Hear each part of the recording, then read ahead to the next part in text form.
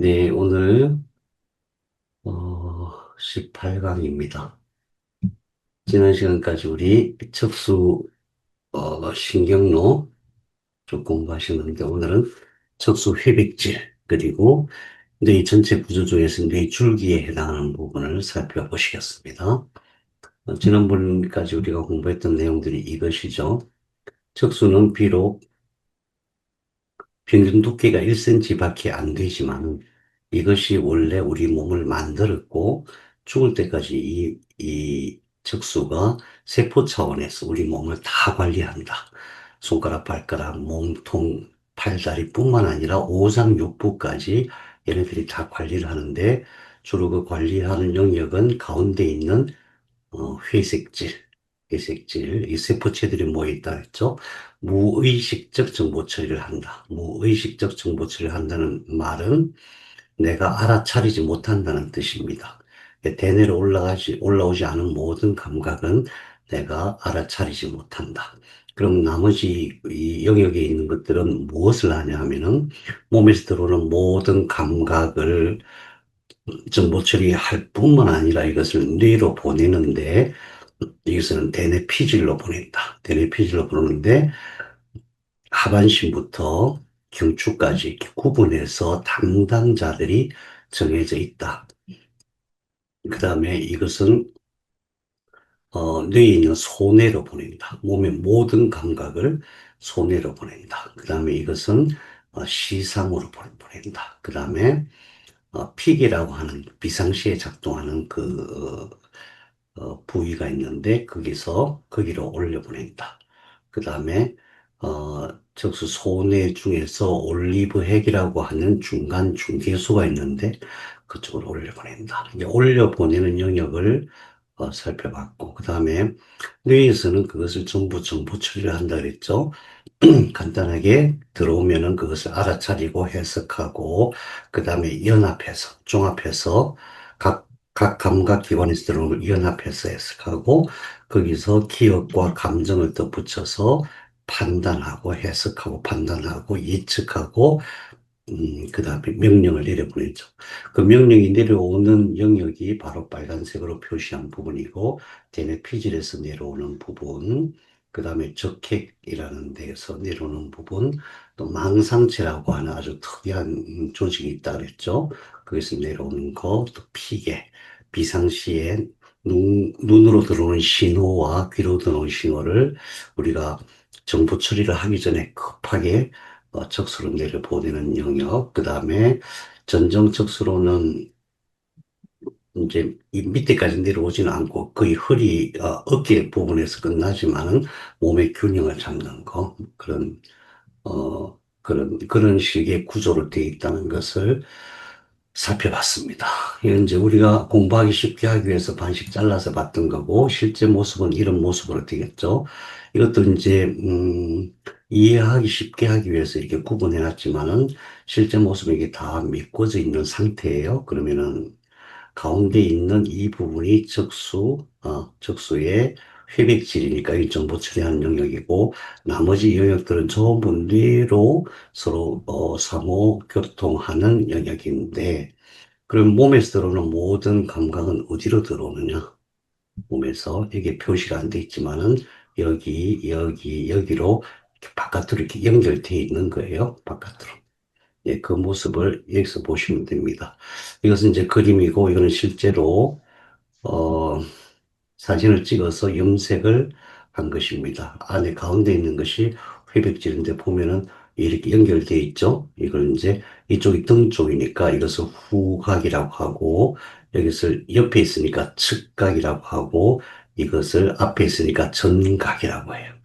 자세히 보시면은 후각도 이렇게 뻗어 있죠. 그럼 이 뻗어 있는 것이 어디와 연결되어 있을까요? 몸 전체와 연결되어 있는 것입니다. 이것이 이제 기둥이니까, 적수가 기둥이니까, 기둥에서 쫙 나가가지고, 다 연결되어 있고, 이것은 어디로 연결되냐 하면은, 오장육부로 연결되고, 이것은, 여기는 이제 감각을 받아들이는 영역이고, 여기는 운동을 내보내는 영역입니다. 그러니까, 아까 봤던 이 그 대뇌 피질로 이렇게 이것은 뇌로 올라가는 영역이죠. 나머지 뇌로 이 시상으로 올라가는 영역, 손으로 올라가는 영역이 있고 또 대뇌에서 내려오는 영역이 있고 그게 중간중간에 다 있고 결국은 정보 처리하는 영역, 뇌와 서로 소통하는 영역, 그 다음에 몸과 서로 연결된 영역, 그렇게 나뉘어져 있다고 볼 수가 있습니다. 실제로, 뼈 속에, 여기가, 이건 이제 이 그림하고 이 그림은 반대로 돼 있겠죠. 왜냐하면 여기가 등 쪽이니까. 뼛속에, 척추 속에, 이게 극돌기. 우리 등에서 이렇게 만지면, 만져지는 뼈가 이 뼈예요. 이 뼈고, 이게 이제, 척추 전체를 붙들고 있는 주체고, 그 사이에 안전한 모습으로 이렇게, 담겨져 있습니다. 여기서 가운데에서 중요한 것은 가운데 있는 회백질은 실제로 정보 처리를 한다. 뇌와 똑같은 역할을 한다. 이렇게 봐야 되고, 그 사이 하얗게 보이는 부분은 뇌와 소통하는 영역, 그 다음에 여기 삐죽삐죽 나와 있죠? 이렇게 세 가닥씩 나와 있는 이 부분들이 온몸의 몸통과 연결되어 있다. 그래서 오늘은 이 내부 회백질을 살펴봐야 되는데, 자, 우선 이렇게 보면은 여기는 크고 여기는 작죠.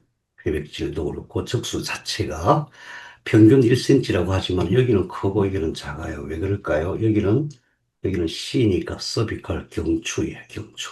경추가 제일 커요. 경추 안에 있는 경수가 제일 커요. 왜 그럴까요? 왜 그럴까요? 몸에서 올라오는 모든 신호가 이 다 통해서 뇌로 전달되니까. 그래서 여기가 제일 크고, 여기는, CD니까, 천추예요, 천골. 우리가 생각할 때 천골, 이렇게 내려가 천골 끝에는 그냥 이렇게 줄만 이렇게 표시되어 있는 것 같은데, 그게 아니라 그 안에도, 천골 안에도 이렇게 적수가 들어있어요. 이건 되게 작죠?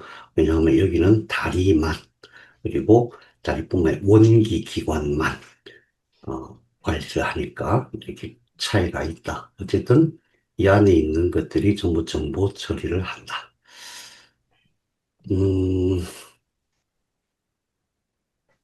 네. 자, 그래서 이건 이제 실제 사진을 구분하기 좋게 염색해 놓은 거예요. 어, 자, 다시 한번 말씀드리지만은 회백지 안에 있고, 그 다음에 뇌로 소통하는 부분, 그 다음에 여기, 여기서 몸으로 연결돼 있고, 여기도 잘 안 보이죠, 그죠? 미세하게 선으로 되어 있는데, 이게 몸으로 연결돼 있고, 여기도 몸으로 연결돼 있습니다. 이게 이제 이렇게 잘라서 보면은 실감이 안 나요. 근데 이것을 긴 기둥이라고 봐야 돼요. 평균 한 45cm 정도 되거든요. 이 목에서부터 꼬리까지. 그냥 긴 기둥, 관처럼 긴 기둥으로 되어 있는데 거기서 신경들이 다 나와서 온몸을 관리하는 거예요. 근데 더 중요한 것은 뭐냐면은 얘가 몸을 만들었어요. 이게 만들었다는 얘기는 신호를 줬다는 얘기죠. 너는 이렇게 분화해라. 너는 이렇게 정식해라. 이제 그만 정식해라. 그러면은, 그 작용이, 관리하는 작용이 우리 평생 가는 거거든요. 우리 태아 속에서만 이루어지는 것이 아니고 지금도 이 속에서 이루어지고 있단 말이죠. 그 질병이란 차원에서 보면은 만일에 얘가 신경세포들이 줄어들어. 손상이 되거나 줄어들었어. 그럼 어떻게 될까요? 몸에서 이렇게 보고돼서 올라오는데 잘 해석을 못해. 해석을 못하는 정보 처리도 못해. 어떻게 명령도 못해. 그러면은 이런 현상이 벌어지는 거예요. 위에 염증이 생겼어. 그 염증이 생기자마자 바로 이쪽으로 감각 신호가 올라오죠. 그러면 여기서는 저기 위에 염증이 생겼어. 위치가 어디야? 위치를 굉장히 정확하게 파악하거든요. 위치가 어딘데 위에 염증이 생겼어. 근데 이것이 보니까 세균에 의한 염증이야. 또는 뭐 음식물에 긁혀서 생긴 염증이야. 그런 것을 판단해야 되겠죠. 그래서 그 신호를 가지고 그러면 어떻게 해야 될 것인가를 여기서 결정하는 거예요. 그러니까 우리가 뇌에서 우리가 살아가면서 무엇인가를 보고 듣고 생각하는 거하고 똑같은 방식으로 척수가 그렇게 정보 처리를 하는 거예요. 그러면은 우선 손상이 됐으니까 세포들이 막 죽어나갔으니까 빨리 뭐 뭔가를 보내야 되겠죠. 뭔가를 보내고 또 그게 면역세포도 보내야 될 테고 또 그 다음에 자 지금 위에 손상이 생겼으니까 다른 데도 다 같이 보내요. 그러면은 일단 식욕이 떨어진다든가 또는 몸이 여기가 불편하니까 이게 심하게 움직이지 않는다든가 또는 혈액을 이쪽으로 많이 보내야 되니까 다른 데서 혈액을 안 쓰게 한다든가 또는 간에서 저장하고 있는 혈액을 많이 보낸다든가 이런 다양한 형태로 몸을 지키는 활동을 얘가 하는 거예요. 그럼 질병이란 게 뭐예요? 우리가 병이 들었다고 하는 것은 기본적으로 제일 먼저 얘네들이 일을 잘 못하는 어떤 상황이다. 이렇게 봐야 돼요. 그러니까 어떤 경우를 하더라도 몸의 회복 능력과 치유 능력은 대단해요. 공부하면 할수록 정말 대단해. 사람이, 과학자들이 감히 흉내도 못 낼 정도로 정말 대단한데, 그게 안 된다. 그러면 반드시 병이 올 수밖에 없다. 그래서 1차적으로 대부분의 질병의 원인은 1차적으로 척수에 있다. 이렇게 봐야 됩니다. 그러면은 치유는 어떻게 해야 될까요? 치유는 어떻게 해야 될까요? 제일 먼저, 물론 어떤 증상이 있으면 그걸 먼저 치료해야 되겠지만은 제일 중요한 것은 척수가 정상으로 작동할 수 있도록 도와주는 것이 치유입니다. 그러면 이 안에서는 어떤 식으로 작동하는가? 그걸 이제 어떤 사람이 이걸 구분을 했어요. 영역별로 구분해갖고 얘네들이 어떤 일을 하는가? 그것을 렉시드 청판이라고 해요. 렉시드 라빈이라고 하는데, 그냥 이걸 자세하게 구분해서 보려면 너무 복잡하니까 간단하게 렉시드 층판이 10개 층판이 있다. 10개로 구분이 된다. 이거 하나. 그 다음에 여기가 등 쪽이니까 후각. 각은 뿌리란 뜻이죠. 후각. 도살, 혼. 그 다음에 여기 옆에 나와 있는 것을 측각. 여기를 측각. 그 다음에 여기를 전각. 배 쪽 앞쪽에 있으니까 그렇게 구분한다. 그래서 후각은 100% 감각 신호. 그러니까 몸에서 어떤 신호가 들어왔을 때 일이 들어온다. 그 다음에 여기서 정보 처리가 되고, 그 다음에 여기는 전각은 운동, 그러니까 내보낸다는 뜻이죠. 운동 명령을 전달하는 데가 전각이다. 그럼 여기는 뭐냐? 즉각은 뭐냐? 이게 아주 신비로운 거예요. 잊어버리면 안 됩니다. 즉각은 오장육부로 명령을 내보내는 영역이에요. 그 명령을 내보낸다는 것은 어떤 거예요? 감각으로 오장육부에 상황이 보고가 되어지면은 여기서 정보를 처리한다는 얘기예요. 여기서 판단하고 해석하고 명령한다는 뜻이에요. 그러니까 이 사실을 알고 나면은 되게 신기한 거예요. 예를 들어서 어, 예를 들어서 어떤 예를 들까요? 음, 소변을 잘 못 본다. 이런 일이 있을 수가 있죠. 어, 아이들 같은 경우도 갑자기 소변이 안 나와 막 이런 경우도 있고 어떤 사람 막 소변이 안 나와고 갑자기 병원에 입원해갖고 막 그거 강제로 빼내라고 엄청 고생하는 거 봤어요. 그거 엄청 간단한 일인데 어떤 일이 일어난 거냐? 소변이라고 하는 것은 방광하고 요도 사이의 문제잖아요. 그 방광 요도를 관리하는 얘가 작동을 안 한 거거나 또는 얘는 상황을 판단하고 명령을 내리는데 얘가 명령을 내린 그 줄, 신경망이, 뉴런이 작동을 안 하거나 그 둘 중에 하나인 것 뿐이에요.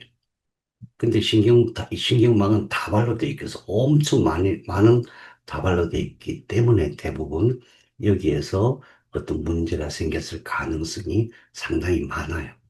신경망도 문제가 있을 수가 있지만은 그런 식으로 해석을 해야 됩니다. 내 몸에서 예를 들어서 음,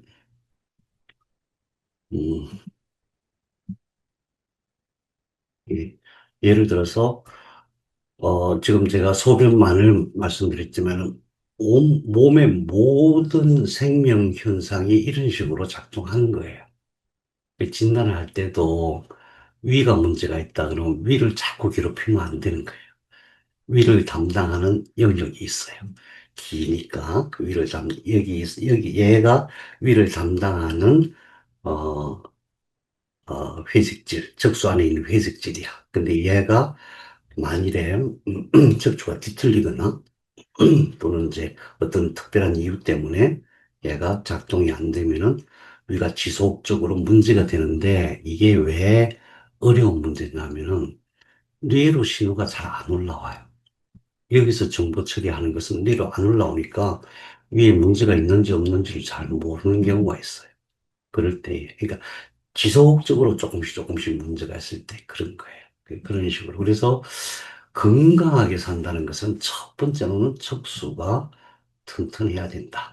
그래서 릭시드 층판을 1층판부터 10층판까지 굳이 구분을 하자면은 1층판은 총각, 통각, 온도 감각, 온도 감각, 고유 감각.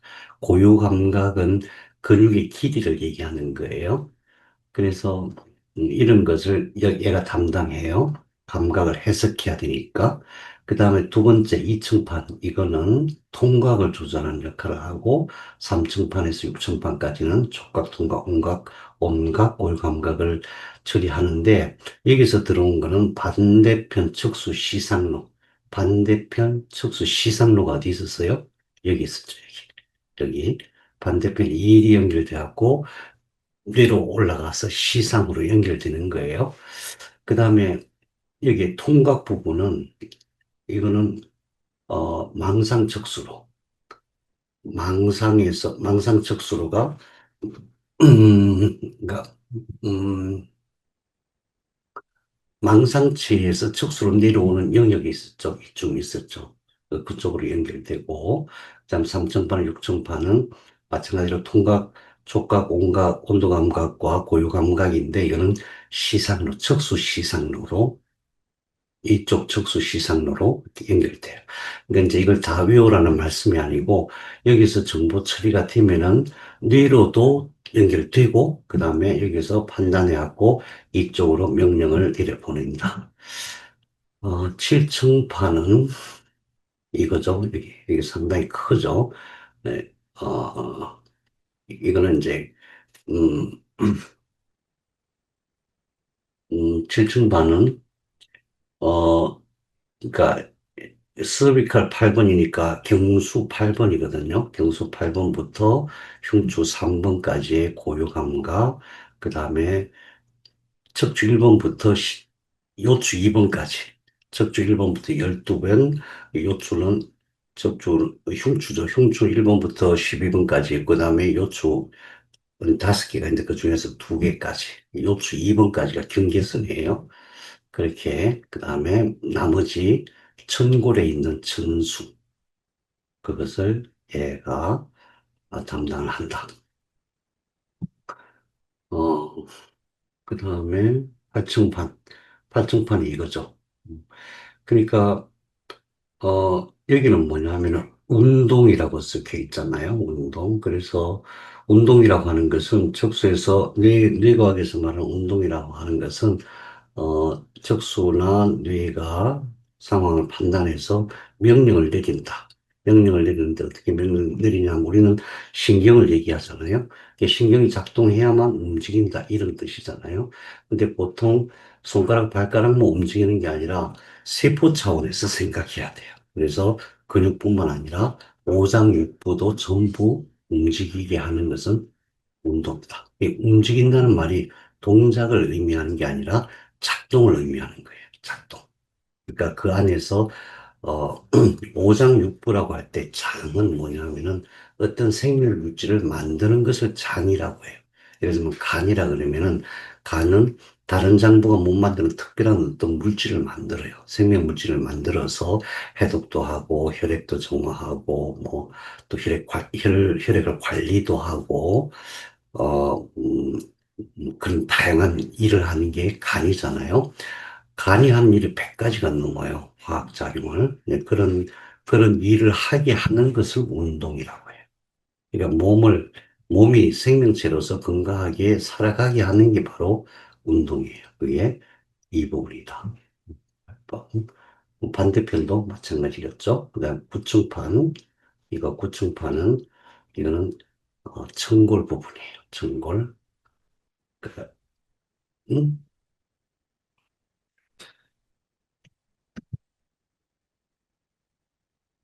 어, 죄송해요. 이건 청골이 아니고 척수 전체에서 운동 영역인데 주로 이제 신근이라고 하면 피는 근육, 굴거는 이렇게 굽히는 거, 안으로 굽히는 거, 바깥으로 굽히는 거, 이런 운동을 얘가 담당한다.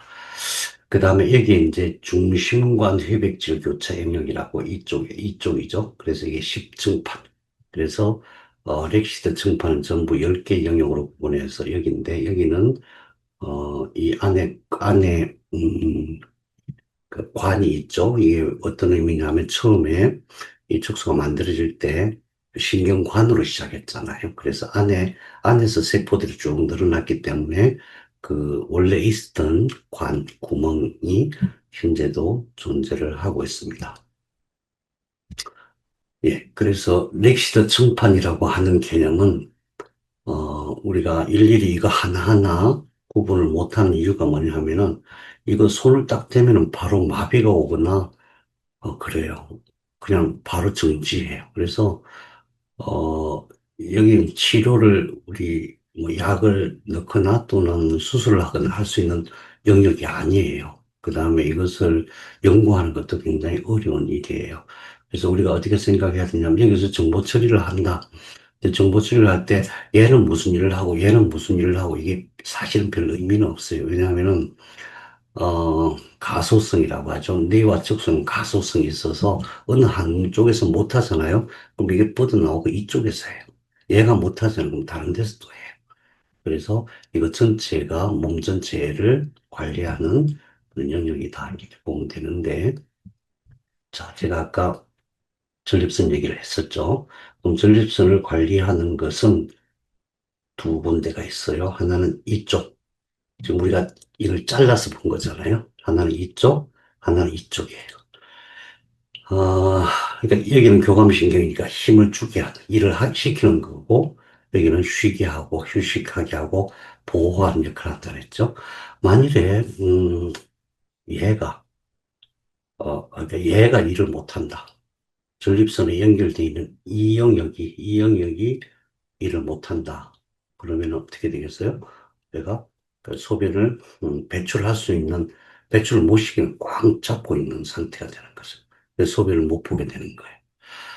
그러니까 만일에 여기 이제 위잖아요. 위에 상처가 났어요. 그래서 위에는 상처가 잘 날 수 있잖아요. 뭐 음식을 먹는데 그 음식을 소화시키는 것이 아주 강산성이에요. 강한 산성이라서 위 점막이 조금만 손상이 돼도 바로 상처가 날 수밖에 없죠. 그랬을 때 얘가 바로 보고를 하겠죠. 보고를 하는데 얘를 담당하는 영역이 어디 있냐 하면 이쯤 돼요. 이쪽. 여기. 그래서 여기서 그걸 바로 알아차리고 바로 예를 들어서 우리 젊었을 때 막 위가 속이 쓰리고 그래요. 근데 하룻밤 자고 일어나니까 깨끗해. 근데 나이 드니까 속이 한번 쓰리면 병원에 안 가면 안 나. 뭐 이런 상황인 거예요. 그게 바로 이 차이인 거예요. 여기서 제대로 일을 하면은 웬만한 거는 다 해결할 수가 있어요. 웬만한 병은 다 해결할 수가 있어요. 그래서 이 부분이 그렇게 중요한 것이다. 근데 아주 특이한 게 뭐냐면은 아까 여기가 측각에서 오장육부로 연결이 된다 그랬죠. 그래서 측각에서 오장육부로 연결되는 게 바로 이거예요. 이렇게 연결되는데 이것은 여기서부터 여기까지 쫙 연결이 돼 있어요. 그래서 급할 때는 여기서 일어난 상황을 이걸 통해서 전체 오장육부가 다 공유를 해요. 굉장히 신비하게 돼 있죠.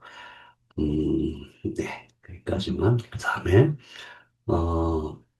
이거는 이제 어떤 의미냐면은, 어, 척수신경은 죽으면은 회복이 안 돼요.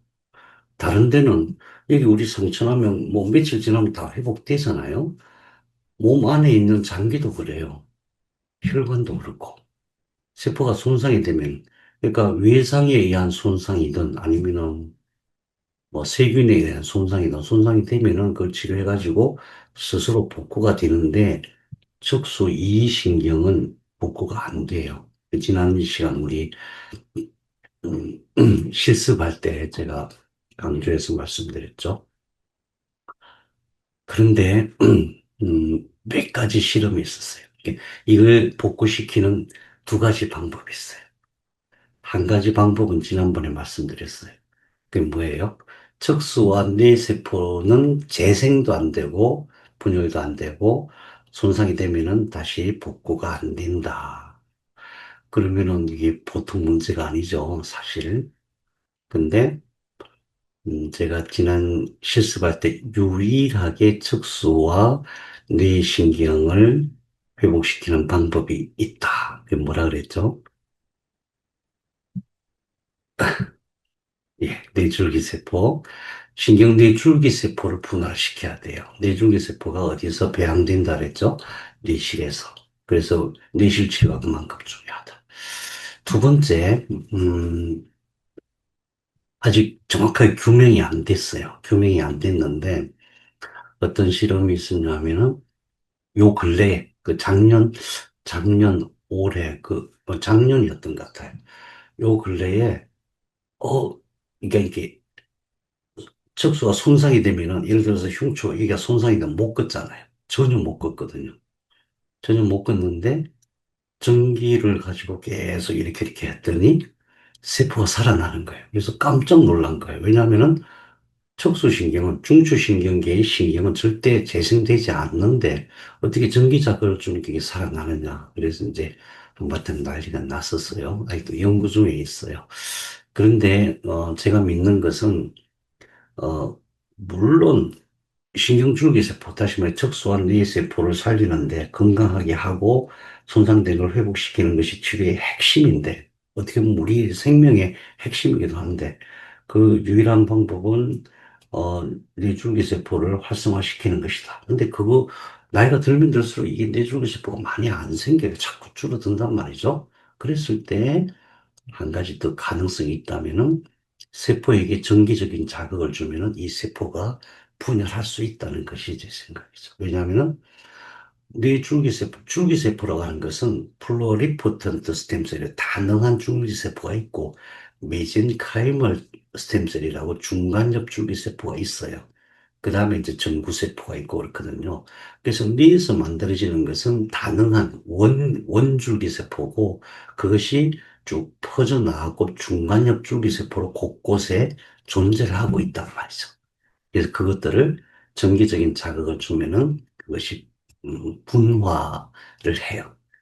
이렇게 셀프 리뉴얼이라고 그냥 어떤 원래 세포를 증식하는 신호가 가야만 증식이 되는 것인데 정기적인 신호를 주면은 이것이 스스로 이렇게 증식을 하게 돼 있어요. 그래서 그래서 우리는 이제 척수를 건강하게 하는데 고주파열주로 사용하는 거죠.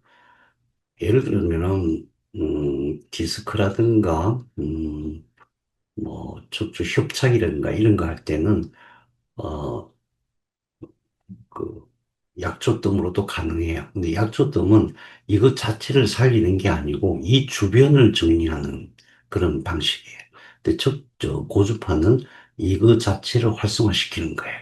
다만 뼈로 둘러싸여 있기 때문에 여기로 직접 들어가게 하는 것이 쉽지가 않고 또 느린 거죠. 이제 서양의학에서 이걸 치료하는 방법을 제가 하나 보여드릴게요. 이것은 뭐냐 하면은 어떤 분이 요추 디스크 수술을 받았어. 근데 막 수술 받는데 계속 아파요. 아주 뭐, 우리 그런 경우 자주 있어요. 수술했는데 더 아파.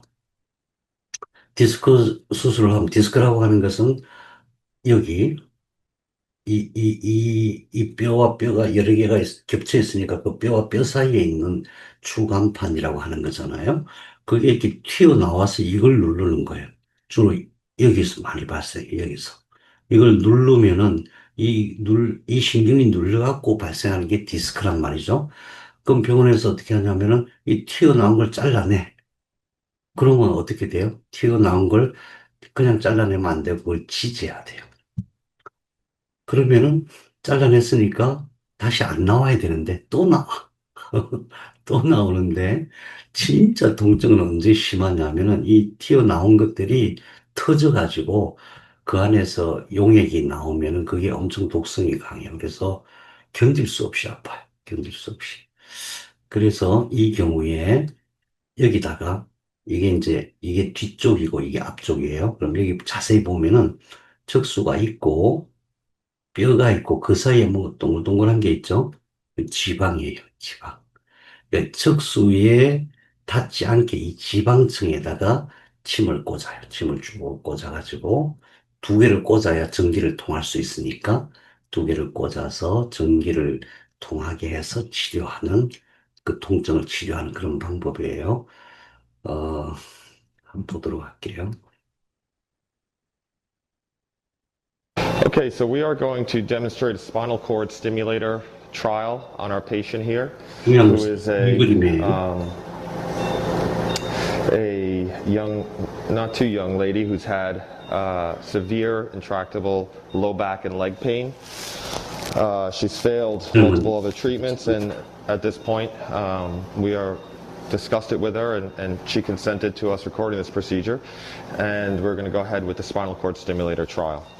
Spinal cord stimulator, as you probably know already, is a device that is placed into the epidural space and essentially scrambles the pain signals as they travel to the brain.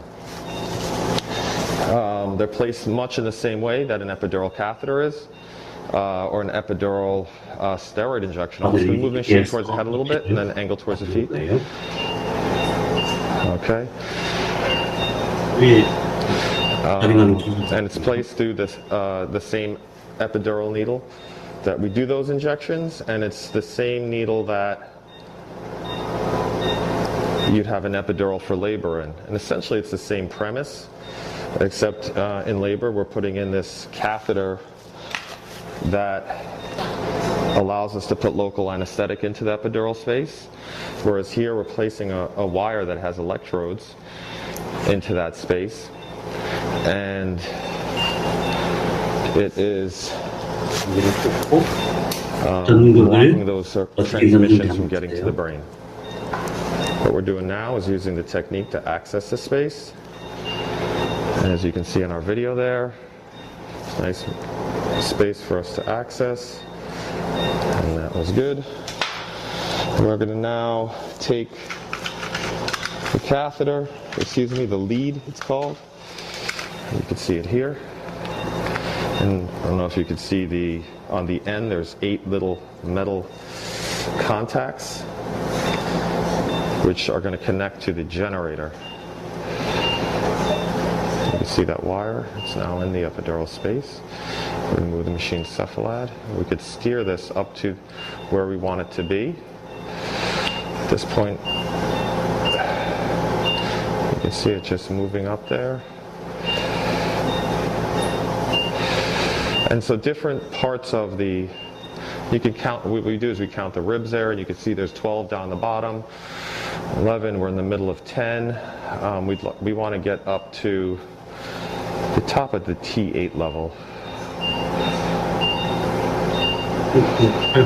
It's moving very smoothly here.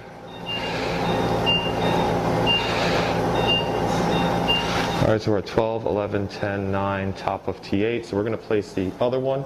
So can we come down back to where we entered? If pain is on one side, sometimes we can get away with just putting in one lead. When there's bilateral pain, very often we'll place 2. And so in this case, we are going to put 2. And we're going to enter on the other side here. Little pinch. Just placing local anesthetic for our needle. 여기 이 장면 한번 잘 봐주세요. 그 혹시 여러분 나중에 화타침법을 제가 강의를 할지 안 할지 모르겠는데, 화타침법의 비밀이 사실 여기 있어요. 여기. 화타협처결이라고 들어보셨습니까? 화타가 아주 유명한 뭐 세계 최고의 친구다라고 인정받는데, 이 들어가는 구멍이 있어요. 뼈가 이렇게 척추뼈가 쭉 있는데 거기에 침이 들어가는 구멍이 있어요. 근데 이것을 왜 일반인한테 잘 이렇게 전송을 안 시켰냐 하면은 여기 이제 여기로 들어가는 구멍이 있어요. 뼈에 그 구멍으로 침을 넣어서 여기 들어가면 안 돼요. 침이 이리 들어가면 안 되고 여기 있는 지방질 그 속으로 이렇게 들어가야 돼요. 근데 옛날에는 뭐 이런 카메라가 없잖아요. 이런 영상을 찍을 수 있는 장비가 없으니까 그냥 이렇게 감각으로 하는 거예요. 감각. 그러면은 이분들은 이걸 찍으면서 지금 그 구멍을 찾아 이 바로 이 지점이거든요. 구멍을 찾아서 두 개의 정각을 여기에 손상이 되지 않게 하면서 요추에서부터 척추 8번까지 이렇게 쭉 집어넣는 거거든요. 근데 이 기술이 만일에 우리가 침으로 할 수 있으면 굉장히 다양한 치료를 쉽게 할 수가 있어요. 그 원리를. 저도 모르겠어요. 화타침법을 누군가한테 좀 가르쳐 주면 가르쳐 줘야 되는데, 근데 그거 하려면 실제로 이렇게 돼지고기 등뼈를 갖다 놓고 연습을 해야 돼요.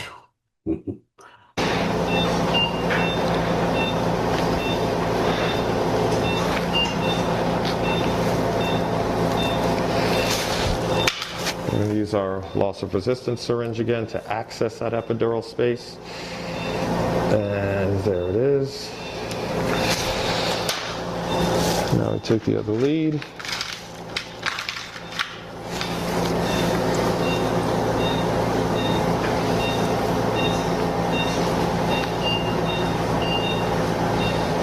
And we're going to essentially run it side by side. Let's get my hands out of there, please. Good, thank you. We're going to run it adjacent to the one that's in place. All right, you can stop there.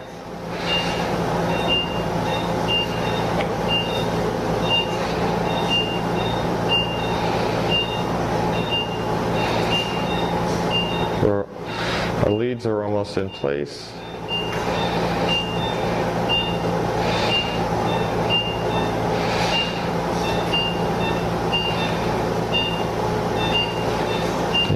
Okay, so you can see this generator is just in the example, get the parameters. 예.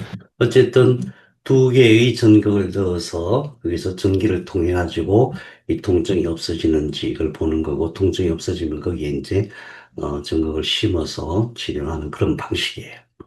그러니까 그러니까 통증 치료한다는 것은 우리가 보통 생각할 때 통증이 전달되는 그 경로를 마비를 시키는 방법이 있고, 그건 아주 안 좋은 방법이었죠. 마비되면 더 이상 뭐 몸이 제대로 작동을 안 하는 거니까, 이제 이런 경우는, 손상된 것을 회복시키는 방식이에요, 사실은. 자, 그런데, 음, 음, 우리가 이제 치료할 때도 그래요. 이제 침을 사용할 때는 원래는 여기가 상당히 깊어요. 척추뼈에서 이 척수인대가 상당히 깊거든요.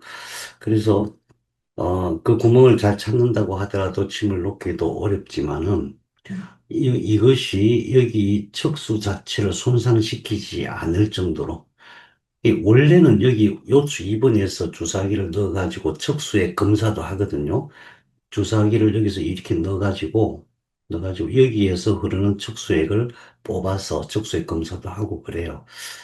근데 이제 어쨌든 그런 방식으로 하든 어떤 방식으로 하든 간에 이 척수, 특히 이 회백질을 손상시키지 않는 것이 굉장히 중요한데 다만 여기에 어떤 정기적인 자극을 또는 치매 자극을 줄 수 있다면은 근본적인 치료가 굉장히 다양한 근본적인 치료를 할 수가 있는 거예요.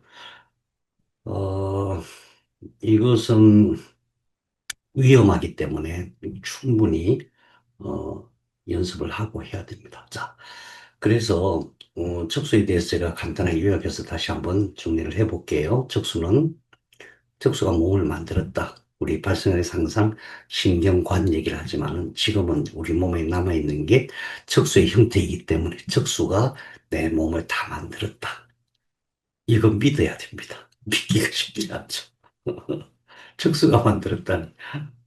근데 더 중요한 것은 뭐냐면 만들었고 지금도 계속해서 오장육부, 근육, 혈관, 뼈까지 얘가 다 관리한다. 이걸 믿어야 돼요. 이게 쉽지가 않아요. 이게 그림으로 쫙 나오거나 사진으로 촬영을 할 수 있으면 좋은데 그럴 수 있는 게 아니거든요. 우리가 본 것은 그냥 간략한 개요도예요.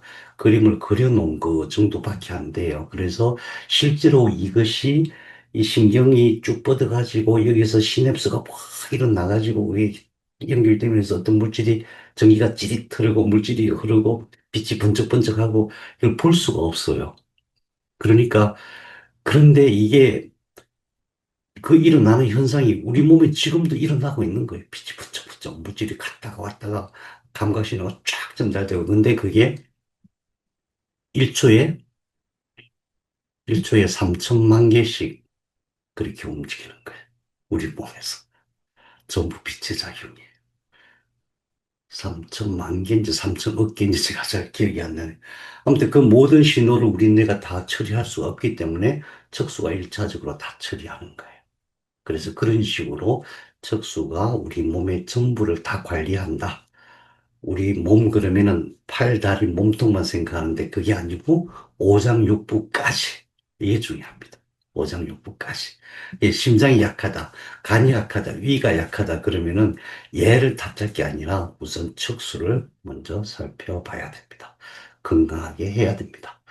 그 다음에 회백질은 무의식적 정보 처리. 이 의미는 우리 무의식 훈련하고 조금 다른 거예요.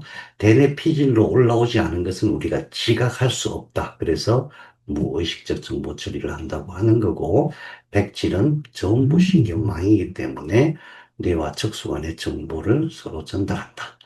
후각, 즉각, 정각이 있는데 후각은 감각, 입력, 그 다음에 측각은 오장육부 출력, 그 다음에 전각은, 배 쪽의 전각은 운동 출력. 그러니까 모든 내용이, 몸의 모든 내용이 척수에 보고가 되고, 몸의 어떤 상황이든 간에 척수에서 명령해서 이게 움직이는 게 우리 몸이다. 오장육부가 스스로 자기 알아서 하는 게 아니다. 유일하게 하나 있어요. 오장육부 중에서 유일하게 자기 혼자 알아서 하는 게 있어요. 그게 뭐예요? 심장이에요.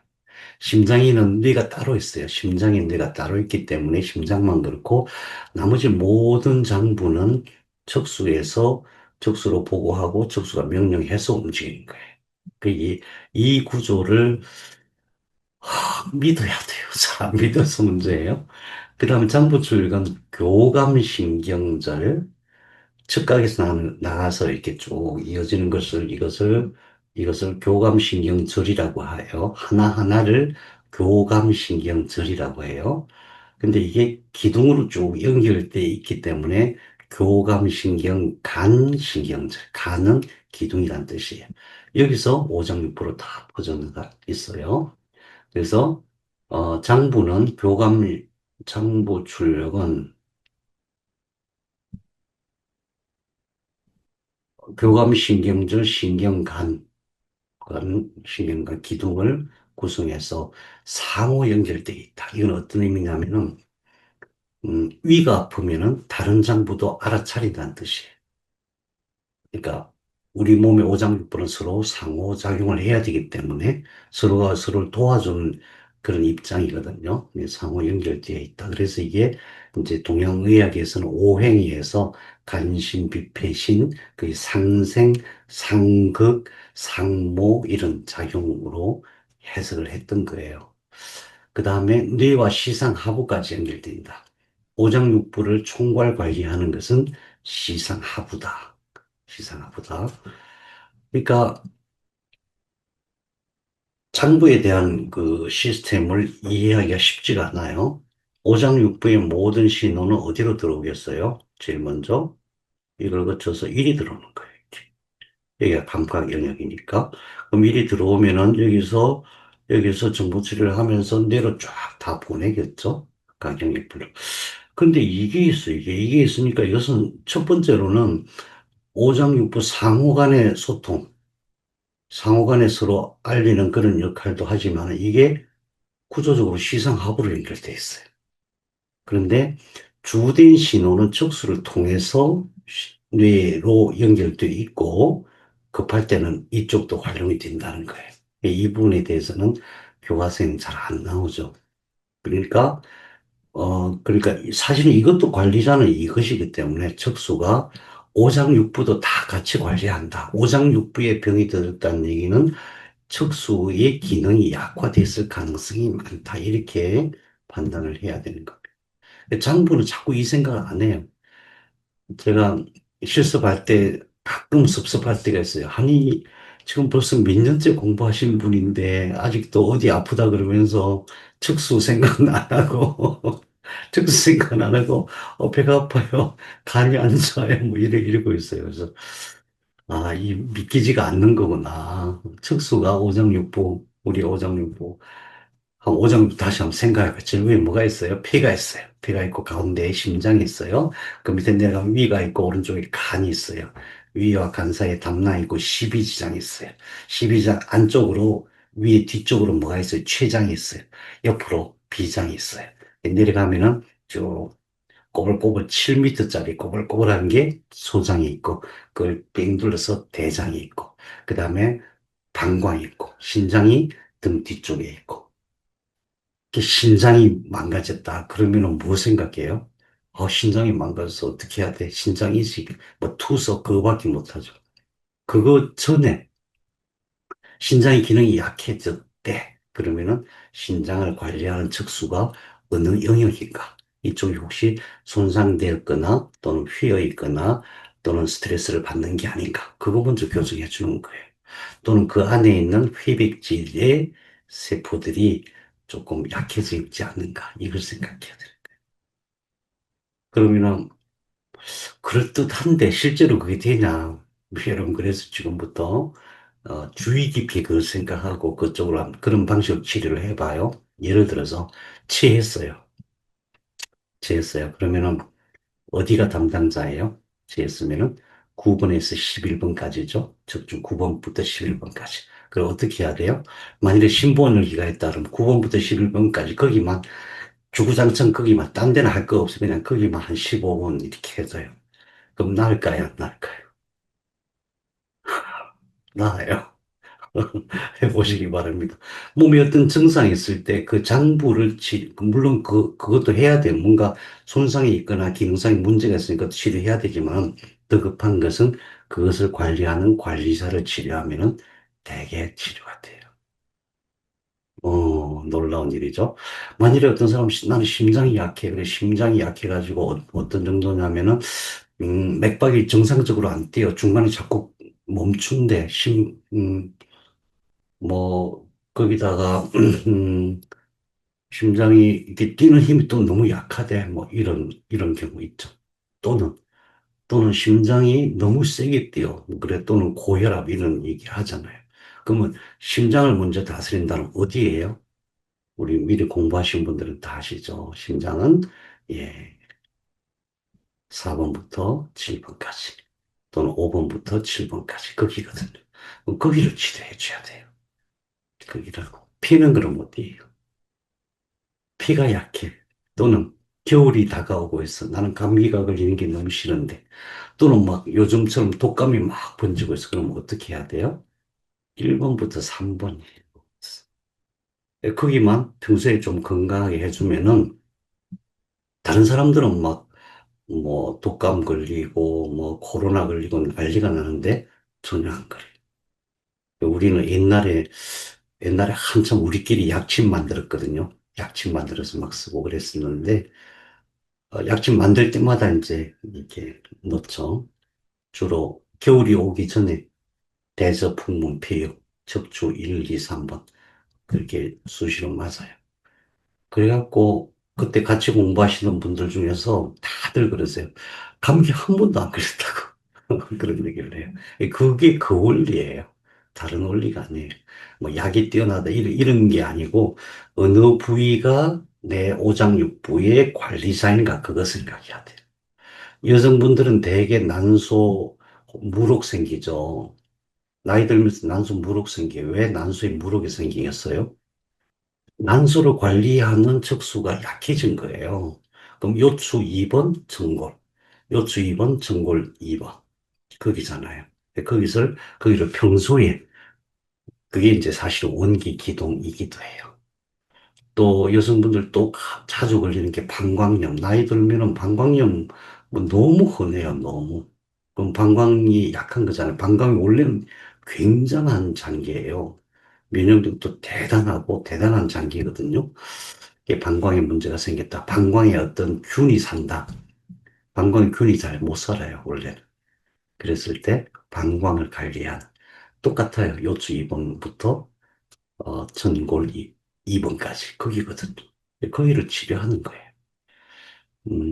염증이 너무 심할 때는 물론 약도 먹어야 되고 침도 맞아야 되겠지만은 여기가 약해졌기 때문에 병이 자주 걸린다. 이런 식으로 해석을 해야 된다. 척수 공부의 목적은 바로 그거예요. 척수가 다는 아니지만은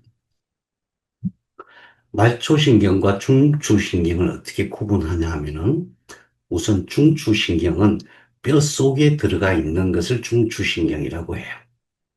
그러니까 척추뼈와 두개골뼈 속에 들어가 있는 것을 중추신경이라고 하고 거기서 뻗어나와 있는 신경을 말초신경이라고 해요.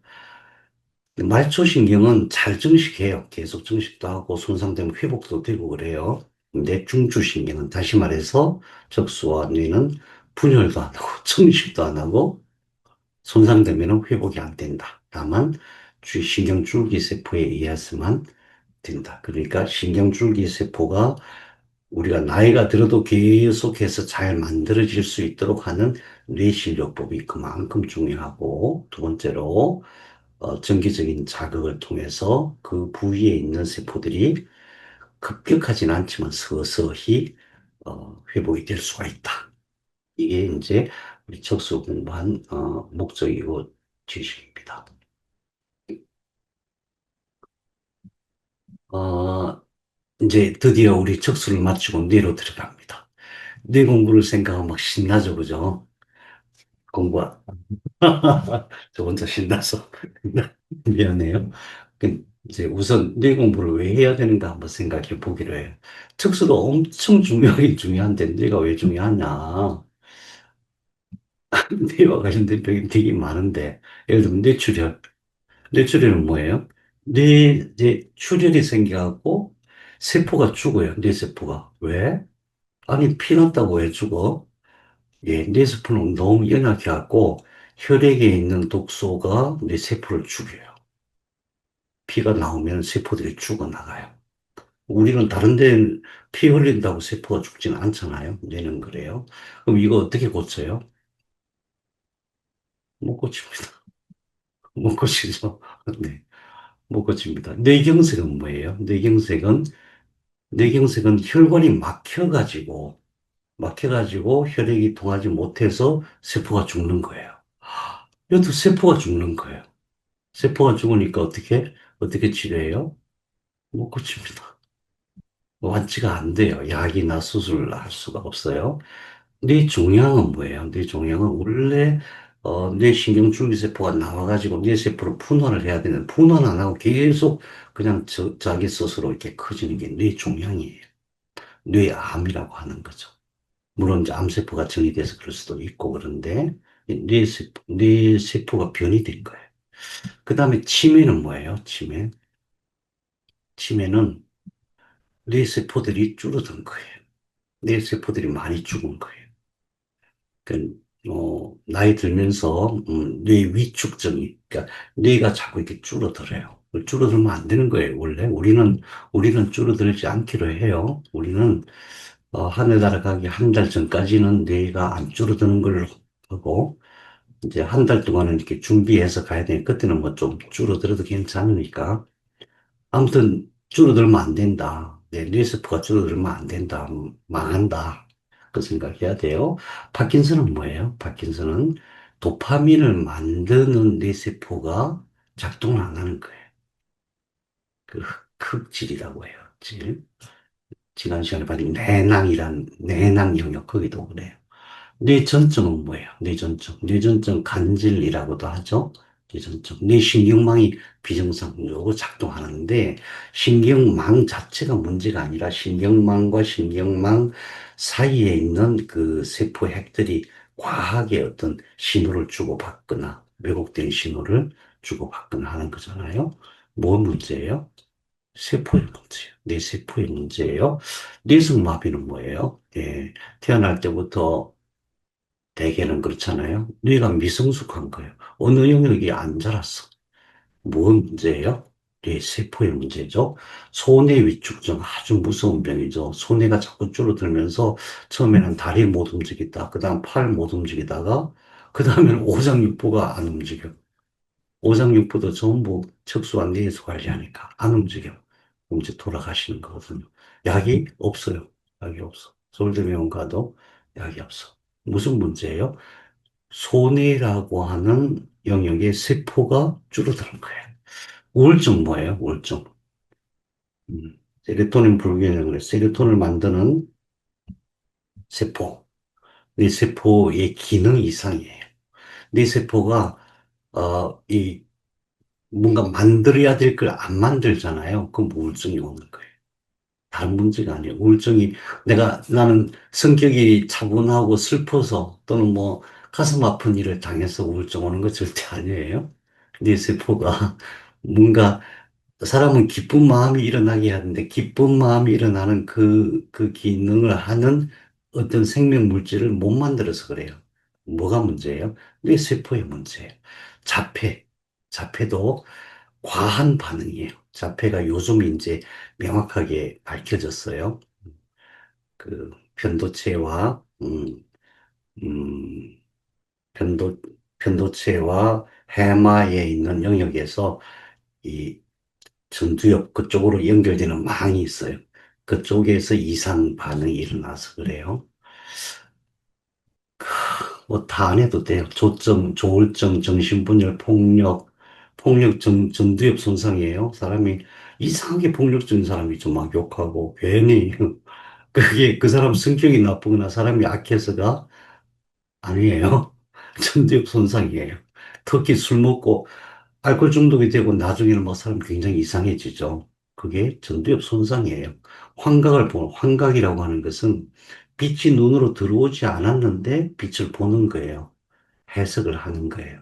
환각은 자기 마음대로 그냥 생각을 일으키는 거예요. 원래는 우리 환각이라고 하는 것은 원래는 우리 눈 속으로 뭐가 들어와야 모양을 보는 거잖아요. 근데 뭔가 안 들어왔는데 여기서 보는 거예요. 그 무슨 문제예요? 감각 영역에서 손상이 된 거예요. 그러니까 이것을 그러니까 정신병이라고 하는 것도 결국 뇌의 문제다. 판단력이 부족해. 뭔가 이상하게 틀린 생각 자꾸 하고, 그 막 틀린 생각을 주장하고, 그러면은 얼마나 답답해요. 그죠? 어, 뭔가 이렇게 있는 그대로 보지 못하고, 막 그런 경우도 많이 있죠. 그러면 우리는 어떻게 생각해? 아, 저 사람 아주 나쁜 사람, 못된 사람이 그게 아니고, 아, 저 사람의 뇌세포의 문제다. 이렇게 봐야 돼. 결정장애도 마찬가지예요. 그죠? 이거 결정을 해야 결정을 못해. 이걸 할까 저걸 할까 하루 종일 그러고 있어요. 결정장애가 생기면 아무것도 못해요. 사실은 얼마나 답답한지 몰라요. 망상장애도 그래요. 망상장애도 변형계 손상이에요. 망상장애 생기면 어때요? 자기가 막 대단한 사람이라고 생각하는 내가 왕이야 뭐 이럴 수도 있는 거고 아무튼 어렵단 말이에요. 이런 모든 것들이 우리는 정신적인 질병이라고 생각하는데 정신적인 질병이란 말은 뇌 질병. 근데 뭐의 문제냐? 뇌 세포의 문제. 뇌 세포.